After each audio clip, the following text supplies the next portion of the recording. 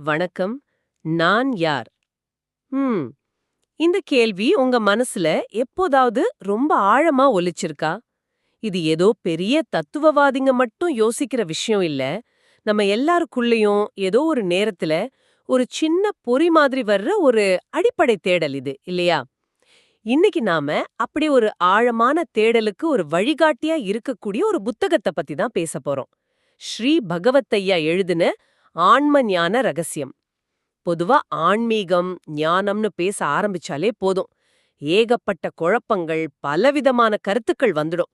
ஆனா இந்த புத்தகம் அந்த மாதிரி சிக்கல்கள் எல்லாம் கொஞ்சம் ஒதுக்கி வச்சுட்டு, ரொம்ப நேரடியா தெளிவா ஆன்ம ஞானம்னா என்னன்னு சொல்ல முயற்சிக்குது. நம்ம கிட்ட இந்த புத்தகத்தோட சில முக்கியமான பகுதிகள் இருக்கு.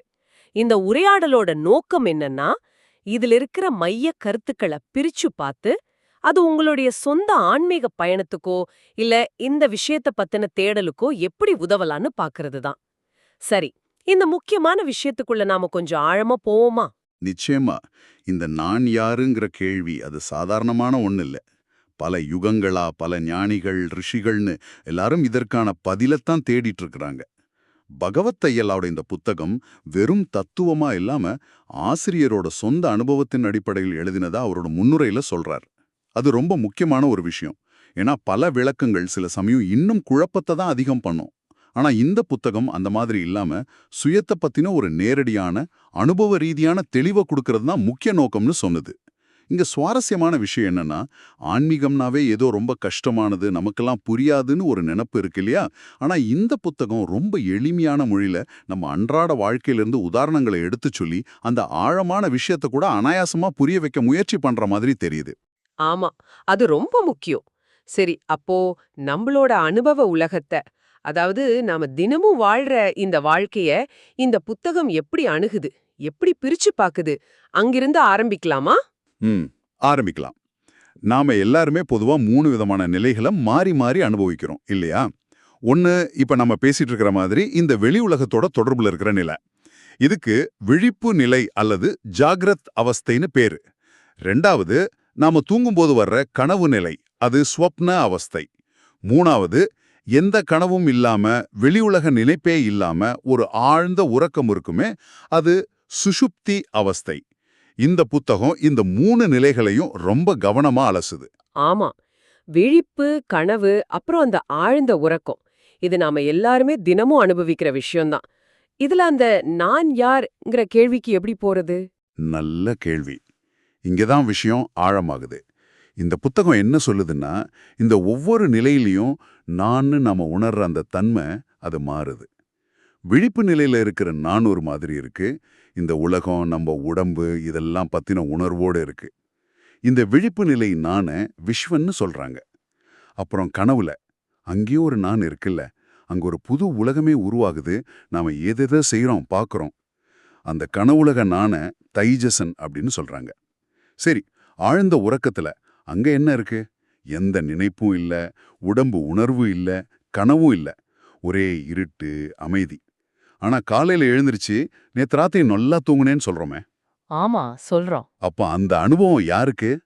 அந்த நேரத்துல எதுவுமே இல்லைன்னா எப்படி நல்லா தூங்குனேன்னு சொல்ல முடியும்? அப்போ அந்த ஆழ்ந்த உறக்க நிலையிலயும் ஒரு நான் இருந்திருக்கணும் இல்லையா? அந்த நாணத்தான் பிராஞ்சியன் அப்படின்னு சொல்றாங்க. ஓ! அப்படியா? விழிப்புல விஸ்வன்னு ஒரு நா, கனவுல தைஜசன்னு ஒரு நா, ஆழுறக்கத்துல பிராஞ்சியன்னு ஒரு நா. ஆக மொத்தம் 3 நா இருக்கா அப்போ. காலையில முழிச்சு ராத்திரி தூங்கி நடுவுல கனவு கண்டு. இப்படி மாறி மாறி வர்ற இந்த விஸ்வன், தைஜசன், பிராஞ்சியன் இவங்களை எல்லாம் அனுபவிக்கிற நான் யாரு? இவங்க வருவாங்க, போவாங்க. ஆனா இவங்க வர்றதையும் போறதையும் தெரிஞ்சுகிட்டு இருக்கிற, மாறாம இருக்கிற ஒரு நான் இருக்கணுமே. அது யாரு? இதுதானே அந்த முக்கியமான கேள்வி. மிக சரியா புடிச்சிட்டீங்க. அதுதான் இந்த புத்தகத்தோட மையப்புள்ளி. அது முன்வைக்கிற வாதமே இதுதான். நம்மோட உண்மையான நான், அதாவது ஆத்மா, இந்த 3 நிலைகளுக்கும், அந்த நிலைகள்ல தோன்றி மறையிற இந்த விஸ்வன், தைஜசன், பிராஞ்சியன்னு சொல்ற தற்காலிகமான அடையாளங்களுக்கும் அப்பாற்பட்டது. அது இவற்றுக்கெல்லாம் வெறும் சாட்சியா இருக்கு. அதாவது ஒரு பார்வையாளன் மாதிரி, ஒரு சாட்சி பூதமா இருக்கு. சாட்சியா? பார்வையாளன் மாதிரியா? ஆமா. இதுக்கு ஒரு நல்ல உதாரணம் இருக்கு. இப்ப தியேட்டர்ல ஸ்கிரீன் இருக்கு இல்லையா? திரை ஒண்ணுதான், ஆனா அதுல காட்சிகள் மாறி மாறி ஓடுது. சில சமயம் சந்தோஷமான காட்சி, சில சமயம் சோகமான காட்சி, சண்டை இப்படின்னு பல காட்சிகள் வருது போகுது. ஆனா அந்த திரை அது அப்படியே தான் இருக்கு. திரை இல்லாம படம் ஓடாது. ஆனா படம் மாறினாலும் காட்சி மாறினாலும் திரை மாறாது. அதுபோல நம்மகிட்ட விழிப்பு, கனவு, ஆழ் உறக்கம்னு இந்த நிலைகள் மாறி மாறி வந்தாலும் இதையெல்லாம் பார்த்துக்கிட்டு இருக்கிற, தெரிஞ்சுக்கிட்டு இருக்கிற அந்த உண்மையான நான்கிற சாட்சி சைதன்யம் எப்பவும் மாறாம அப்படியே இருக்கு. இன்னொரு உதாரணம் கூட சொல்லுவாங்க. பானைகள் நிறைய இருக்கலாம். சின்ன பானை, பெரிய பானை, மண்ணுல செஞ்சது, செம்புல செஞ்சதுன்னு. ஆனா எல்லா பானைக்குள்ளேயும் இருக்கிற அந்த ஆகாசம் ஒண்ணுதானே. ஆமா. பானை உடைஞ்சாலும் மாறினாலும் உள்ள இருக்கிற ஆகாசம் மாறாது. அதுபோல நம்ம உடம்புகள் மாறலாம், மனசுகள் மாறலாம், நிலைகள் மாறலாம். ஆனா உள்ள இருக்கிற அந்த ஆத்மா ஒண்ணுதான். அது மாறாதது, நித்தியமானது. இதுதான் வேதாந்தத்துல ரொம்ப முக்கியமா சொல்ற நித்யானித்ய வஸ்து விவேகம். நித்யானித்ய வஸ்து விவேகம். ஆமா, அதாவது எது நிரந்தரமானது, நித்தியமாத்மா, எது தற்காலிகமானது, மாறிக்கிட்டே இருக்கிறது, அநித்தியம், உடல், மனம், இந்த நிலைகள், உலக அனுபவங்கள் அப்படின்னு பகுத்து பார்க்குற ஒரு தெளிவு.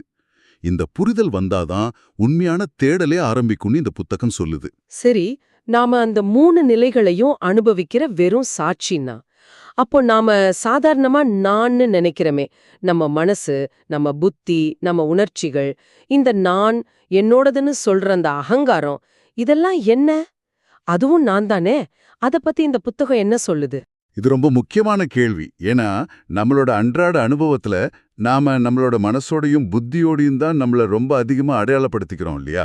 இந்த புத்தகம் என்ன தெளிவுபடுத்துதுன்னா, நம்ம மனசு, நம்ம புத்தி, நம்ம அகங்காரம், அப்புறம் நம்ம நினைவுகளை வச்சிருக்கிற சித்தம், இதெல்லாம் சேர்ந்ததுக்கு அந்த கரணம்னு பேரு. அதாவது உள்ள இருக்கிற கருவிகள். டூல்ஸ் மாதிரியா? உள்ள இருக்கிற கருவிகளா? ஆமா, மனசுங்கிறது சும்மா எண்ணங்களா ஓடிட்டே இருக்கும். புத்திங்கிறது நல்லது கெட்டதுன்னு ஆராய்ஞ்சு ஒரு முடிவுக்கு வர கருவி. அகங்காரங்கிறது நான் ஒரு தனிப்பட்ட ஆள் மாதிரி ஒரு உணர்வை கொடுக்கறது. சித்தங்கிறது பழைய நினைவுகளெல்லாம் சேமிச்சு வைக்கிற இடம். இது எல்லாமே ரொம்ப பவர்ஃபுல்லான கருவிகள் தான். ஆனா இது நீங்க இல்ல. என்னது? நம்ம மனசும் புத்தியும் நாம இல்லையா? இது கேட்கவே கொஞ்சம் என்ன சொல்றது, அதிர்ச்சியா இருக்கே. ஆமா, அப்படிதான் இந்த புத்தகம் ரொம்ப அழுத்தமா சொல்லுது. இது மட்டும் இல்ல, நமக்கு வெளியுலக அறிவை கொடுக்கிற ஞானேந்திரியங்கள்னு சொல்றோமே, கண், காது, மூக்கு, நாக்கு, தோல், அதுவும். அப்புறம் நம்ம வேலை செய்ய பயன்படுத்துற கர்மேந்திரியங்கள், வாக்கு, பேச்சு, கை, கால், மலம் வெளியேற்றும் உறுப்பு, இனப்பெருக்க உறுப்பு, இது எல்லாமே கூட கருவிகள் தானா? எப்படி நம்மக்கிட்ட ஒரு சூப்பரான கம்ப்யூட்டர் இருக்கு, இல்ல ஒரு கார் இருக்குன்னா, அந்த காரை நாம ஓட்டுறோம். ஆனா நாம அந்த காரை ஆகிட மாட்டோம் இல்லையா? ஆமா, ஆக மாட்டோம். அதே மாதிரி தான் இந்த மனம், புத்தி, இந்திரியங்கள்ங்கிற கருவிகளை வச்சு நாம இந்த உலகத்தை அனுபவிக்கிறோம், இதுல இயங்குறோம். ஆனா நாம அந்த கருவிகள் கிடையாது. நாம தான் இந்த கருவிகளை பயன்படுத்துற அந்த உண்மையான நான், அந்த சாட்சி. ஓகே, இது கொஞ்சம் கொஞ்சமா புரியுது. நாம கருவிகள் இல்ல, கருவிகளை பயன்படுத்துறவங்க. ஆனா நடைமுறையில நம்மள இந்த கருவிகளோட, அதாவது இந்த உடம்பு, மனசு, புத்தி, இந்திரியங்களோட பயங்கரமா போட்டு குழப்பிக்கிறோம். நான் கோவப்படுறேன், நான் சந்தோஷமா இருக்கேன், எனக்கு உடம்பு சரியில்லைன்னு சொல்லும்போது அது மனசோட உணர்ச்சி இல்லைன்னா உடம்போட நிலைதான்னு நம்ம பிரிச்சு பார்க்கறது இல்லையே. இந்த மாதிரி நம்மள கருவிகளோட அடையாளப்படுத்திக்கிறதுனால என்ன விளைவு வருதுன்னு புத்தகம் சொல்லுதா? நிச்சயமா. இதுதான் எல்லா பிரச்சனைக்கும் ஆணிவேர்னு இந்த புத்தகம் சொல்லுது. நாம நம்மள இந்த தற்காலிகமான மாறிக்கிட்டே இருக்கிற கருவிகளோட உடல், மனம், புத்தி 100% அடையாளப்படுத்திக்கிறதால தான் எல்லா விதமான குழப்பங்களும், துக்கங்களும், பயங்களும் நமக்கு வருது. நான் இந்த உடம்புன்னு நாம ஆழமா நம்புறதால உடம்புக்கு வர்ற நோய், வயசாவது இதெல்லாம் நமக்கே வர்றதா நினைச்சு பயப்படுறோம், கவலைப்படுறோம். நான் இந்த மனசுதான்னு நினைக்கிறதால மனசுல வர்ற கோவம், பொறாம, கவலையெல்லாம் நம்மளோட நிரந்தரமான குணம்னு நினைச்சுக்கிறோம். இந்த தவறான அடையாளப்படுத்தல், மிஸ் ஐடென்டிஃபிகேஷன், இதுதான் நம்மள கட்டி போடுது. அப்போ இந்த தப்பான அடையாளப்படுத்தலுக்கு வேதாந்தத்துல என்ன பேர் சொல்றாங்க? இதை எப்படி புரிஞ்சுக்கிறது? இதுக்கு மாயை அல்லது அஜ்ஞானம் அப்படின்னு பேரு. அஜ்ஞானம்னா அறியாமை. இங்க ரொம்ப ஆச்சரியமான, சுவாரஸ்யமான விஷயம் என்னன்னா, இந்த மாயைங்கிறது எங்கேயோ வெளியில இருக்கிற ஒரு மந்திர சக்தி இல்ல. இந்த புத்தகம் ரொம்ப தெளிவா சொல்லுது. மாயைங்கிறது வேற ஒண்ணுமே இல்ல. நாம உண்மையான நான் யாருன்னு சரியா தெரிஞ்சுக்காம நாம இல்லாத விஷயங்களை, அதாவது அனாத்மா, உடல், மனம், புத்தி, இந்திரியங்கள், உலகம், நான்னு தப்பா நினைச்சுக்கிற அந்த அறியாமைதான் மாயை. இதுக்கு ஒரு கிளாசிக் உதாரணம் சொல்லுவாங்க. இருட்டுல கிடக்கிற கயிற்றை பார்த்துட்டு பாம்புன்னு நினைச்சு பயப்படுறது. ஆமா, கேட்டிருக்கேன். அங்க நெஜத்துல இருக்கிறது கயிறு தான். ஆனா நம்ம அறியாமை, அந்த வெளிச்சமின்மை தான் அதை பாம்பா காட்டுது, நமக்கு பயத்தையும் உண்டாக்குது. அது மாதிரி தான் இதுவும். கயிற்ற பாம்புன்னு பாக்குறது மாதிரி ரொம்ப நல்ல உதாரணம். அப்போ இந்த புரிதல், நான் இந்த உடல் இல்ல, நான் இந்த மனம் இல்ல, நான் வெறும் சாட்சி தான், இது வந்துட்டா என்னாகும்? இந்த புரிதல் ஆழமாக ஆக நாம நம்ம மேலேயே சுமத்திக்கிட்ட தேவையில்லாத பாரங்களெல்லாம் கொஞ்சம் கொஞ்சமா இறங்கிடும். நாம நம்மள உடல், மனம், குறிப்பிட்ட சில எண்ணங்கள், உணர்ச்சிகள், என்னோட படிப்பு, என்னோட வேலை, சின்ன சின்ன வட்டத்துக்குள்ள போட்டு அடைச்சு வச்சிருக்கோம் இல்லையா? இந்த தெளிவு வரும்போது இந்த சின்ன சின்ன வரையறைகளில் இருந்து ஒரு பெரிய விடுதலை கிடைக்கும். பயம் குறையும். மனசுல ஒரு விதமான அமைதி வரும். ஏன்னா உண்மையான நான் ஆகிய அந்த ஆத்மாவுக்கு பிறப்போ, இறப்போ, நோயோ, துக்கமோ, கவலையோ எதுவுமே கிடையாதுன்னு புரிய ஆரம்பிக்கும். அது எப்பவும் சாந்தமா, ஆனந்தமா, ஒரு சாட்சியா மட்டும் இருக்குங்கிற உணர்வு வரும். கேட்கும்போதே ஒரு மாதிரி லேசா விடுதலையா உணர்ற மாதிரி இருக்கு. சரி, இந்த நிலைய அடையறது எப்படின்னு புத்தகம் சொல்லுதா? நான் உடல் இல்ல, மனம் இல்ல, நான் சாட்சின்னு வெறும் பேச்சளவுல தெரிஞ்சுக்கிட்டா போதுமா? இல்ல இத அனுபவத்துல உணர்றதுக்கு ஏதாவது வழி இருக்கா? இது வெறும் தத்துவமா இல்லாம ஒரு நடைமுறை வழிகாட்டியாவும் இருக்கா? நிச்சயமா. இது வெறும் தத்துவ புத்தகம் மட்டும் இல்ல. ஒரு வகையில இது ஒரு பயிற்சி நூல்னு சொல்லலாம். இந்த புத்தகம் முன்வைக்கிற ரொம்ப முக்கியமான ஒரு பாதைக்கு பேரு சுய விசாரணை, அதாவது விசாரம். சுய விசாரணை. ஆமா. நான் யார், கோகம் அப்படின்னு தொடர்ந்து நமக்குள்ளேயே ரொம்ப ஆழமா விசாரிக்கிறது. இந்த நான்னு சொல்ற உணர்வு எழும்போது, இது உடம்பா, இது மனசா, இது புத்தியா அப்படின்னு ஒவ்வொன்னா பிரிச்சு பார்த்து, இது நான் இல்ல, இது நான் இல்ல, நேத்தி அப்படின்னு கழிச்சுக்கிட்டே போகணும். அப்படி நாம இல்லாததெல்லாம் கழிச்சுக்கிட்டே போகும்போது கடைசியில எது மிஞ்சி நிற்குமோ, எது நான் இல்லைன்னு சொல்ல முடியாதோ, அதுதான் நம்மளோட உண்மையான நான்னு உணர முடியும். இதுதான் அது காட்டுகிற வழி. நான் யார்னு தொடர்ந்து கேட்டுக்கிட்டே இருக்கிறதா? இது பார்க்க ரொம்ப சிம்பிளா தெரியுதே. ஆனா இது எப்படி வேலை செய்யும்? இது பார்க்க எளிமையா தோணலாம், ஆனா ரொம்ப சக்தி வாய்ந்த ஒரு முறை இது. இது ஏதோ மந்திர மாதிரி மெக்கானிக்கலா சொல்ற விஷயம் இல்ல. ஒவ்வொரு தடவையும் நம்ம மனசுல நான் அப்படின்னு ஒரு எண்ணம், ஒரு உணர்வு எழும்போது, அது கோபமா இருக்கலாம், சந்தோஷமா இருக்கலாம், ஒரு ஆசையா இருக்கலாம், அந்த எண்ணத்தோட மூலத்தை நோக்கி நம்ம கவனத்தை திருப்புறது. இந்த நான்ங்கிற உணர்வு எங்கிருந்து வருது அப்படின்னு அமைதியா கவனிக்கிறது. அப்படி கவனிக்க நம்ம சாதாரணமா நான்னு நினைக்கிற அந்த சின்ன நான், அதாவது அகங்காரம், அந்த தற்காலிக அடையாளம் கொஞ்சம் கொஞ்சமா வழுவிழந்து போகும். அதுக்கு ஆதாரமா பின்னணியா இருக்கிற அந்த உண்மையான பெரிய நான் ஆகிய ஆத்மா மேல நம்ம கவனம் திரும்பும். இது ஒரு நேரடியான பாதைன்னு சொல்லப்படுது. ஓ, அப்போ இது வெறும் மனசுல செய்யற பயிற்சி இல்ல, நம்மளோட கவனத்தை, நம்மளோட அடிப்படை பார்வையே மாற்ற ஒரு தொடர்ச்சியான முயற்சி மாதிரி தெரியுது. இது ஏதோ தத்துவ விவாதம் பண்றவங்களுக்கு மட்டும் இல்லாம, நம்ம அன்றாட வாழ்க்கையில நிம்மதியையும் குழப்பமில்லாத தெளிவையும் கொண்டு வர நிஜமாவே உதவுமா? 100% இந்த புத்தகத்தோட நோக்கமே அதுதான் நினைக்கிறேன். இது வெறும் அறிவுபூர்வமான தெரிஞ்சுக்கிற விஷயம் இல்ல. அந்த உண்மையான சுயத்தோட இயல்பு என்ன, அது எப்படிப்பட்டது. இந்த புத்தகம் அதை துரியம் அப்படின்னு நேரடியா பேர் சொல்லி குறிப்பிடலனாலும், அந்த சாட்சியான, மாறாத, எந்த எல்லைகளும் இல்லாத அந்த சுயத்தோட இயல்பத்தான் தொடர்ந்து சுட்டி காட்டுது. அதோட மையமான செய்தி இதுதான். நீங்க வெளியில தேடிக்கிட்டு இருக்கிற அமைதி, ஆனந்தம், விடுதலை, இது எல்லாமே உங்களோட இயல்பான நிலைதான். அது எங்கேயோ இல்ல, உங்களுக்குள்ளதான் இருக்கு. அது புதுசா நம்ம அடைய வேண்டிய ஒரு விஷயம் இல்ல. நீங்க ஏற்கனவே அந்த பூரணமான ஆத்மாதான். ஆனா அதை இப்போதைக்கு மறைச்சிக்கிட்டு இருக்கிற அந்த அறியாமை, அதாவது இந்த தப்பான அடையாளப்படுத்தல்கள், அதை நீக்கினா மட்டும் போதும். எப்படி வெளிச்சம் எப்பவும் இருக்கு, நம்ம ஜன்னலை திறந்து வச்சா போதுங்கிற மாதிரி. அதனாலதான் இந்த புத்தகம் வெறும் தகவல்களை மனப்பாடம் பண்றதை விட நேரடியான அனுபவ முக்கியத்துவத்தை திரும்ப திரும்ப சொல்லுது. படிக்கிறது, கேட்கறது, விவாதிக்கிறதெல்லாம் ரொம்ப முக்கியம்தான். அது மொதப்படி. ஆனா இந்த சுயவிசாரணை மூலமாவோ அல்லது வேறு ஏதாவது தகுந்த சாதனை மூலமாவோ அதை தன்னோட சொந்த அனுபவமா மாத்திக்கிறது தான் உண்மையான ஞானம், உண்மையான விடுதலைன்னு ஆசிரியர் சொல்றார். ரொம்ப அருமையா இருக்கு கேக்குறதுக்கு. அப்போ இன்னைக்கு நாம பகவத் ஐயாவோட ஆன்ம ஞான ரகசியம் புத்தகத்துல இருந்து சில முக்கியமான கருத்துக்களை ஆழமா பார்த்தோம்.